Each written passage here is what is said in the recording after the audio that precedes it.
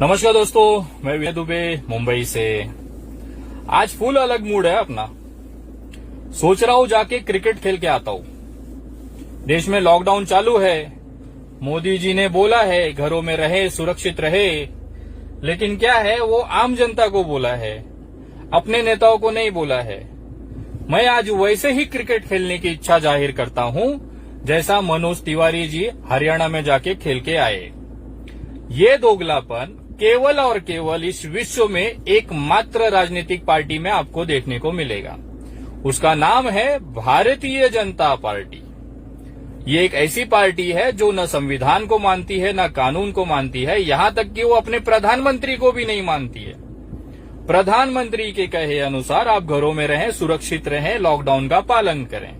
लेकिन मनोज तिवारी जी जो हमारे पूज्यनीय माननीय मंत्री जी सांसद रह चुके हैं, वो खुलेआम प्रधानमंत्री जी के मुंह पे करके जाते हैं। हरियाणा में मस्त क्रिकेट खेलते हैं, गाना गाते हैं, उनके लिए एक रेड कारपेट बिछाया जाता है।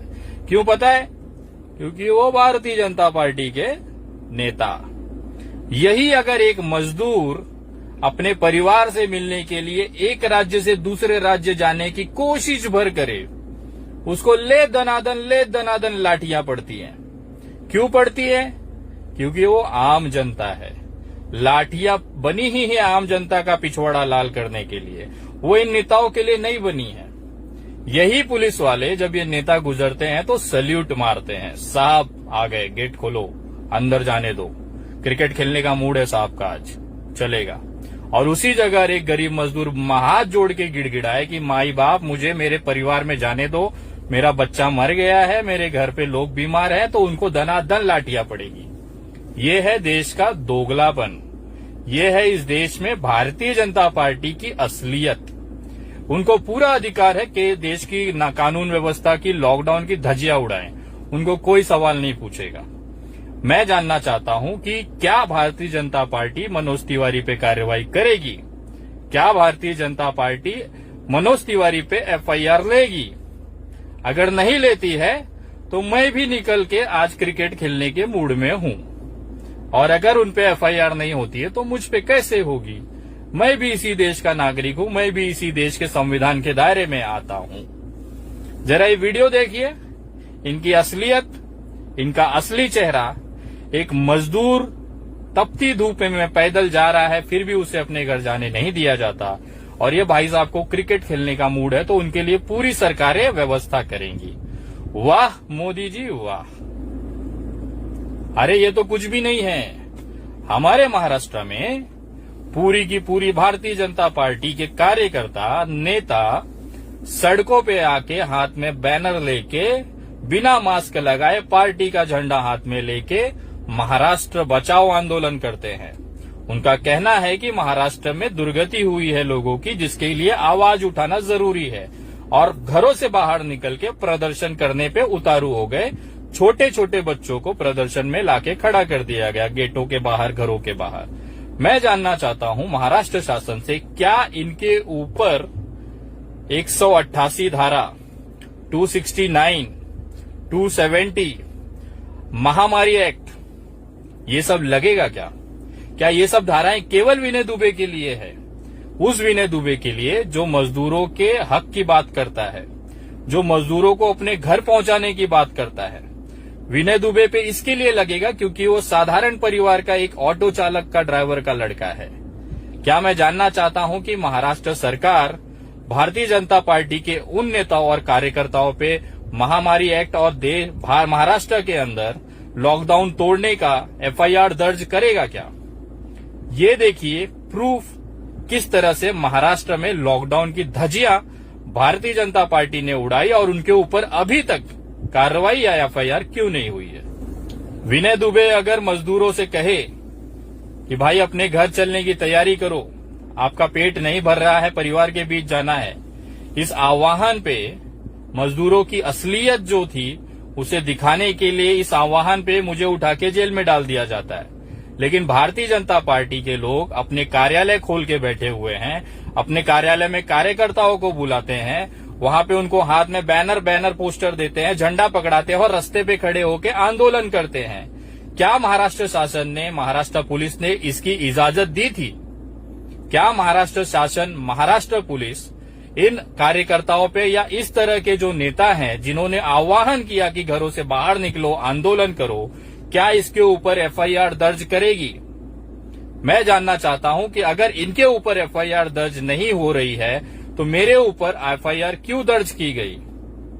मैं आज केवल इतना जानना चाहता हूं कि इस देश में दो अलग कानून क्यों है, एक आम जनता के लिए अलग कानून क्यों है और एक नेताओं के लिए, खास करके भारतीय जनता पार्टी के नेताओं को इतनी सहूलियत क्यों दी जा रही है?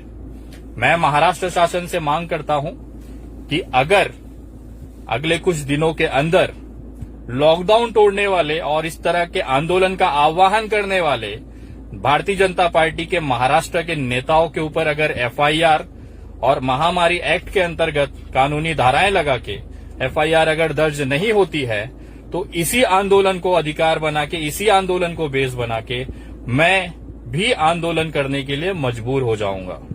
मैं आज आपको लिखित आवेदन आपके ईमेल पे भेज रहा हूं।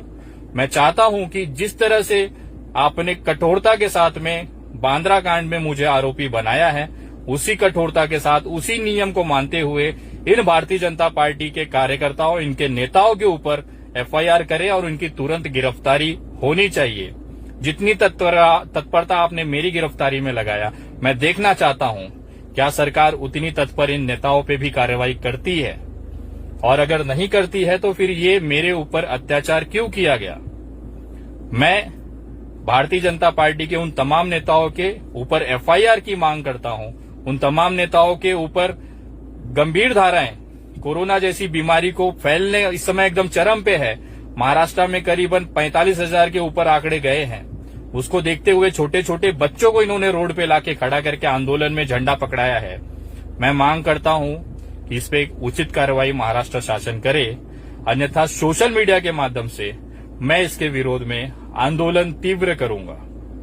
और ये मैं इसके लिए कहता हूं क्योंकि मैंने नियम तोड़े थे, मैंने आह्वान किया था जिसके ऊपर मुझे कानूनी धाराओं में कार्रवाई हुई, तो इन पे यही चीजें ये कर रहे हैं तो इनके ऊपर एफआईआर और कानूनी धाराओं में गिरफ्तारियां क्यों नहीं हो रही है?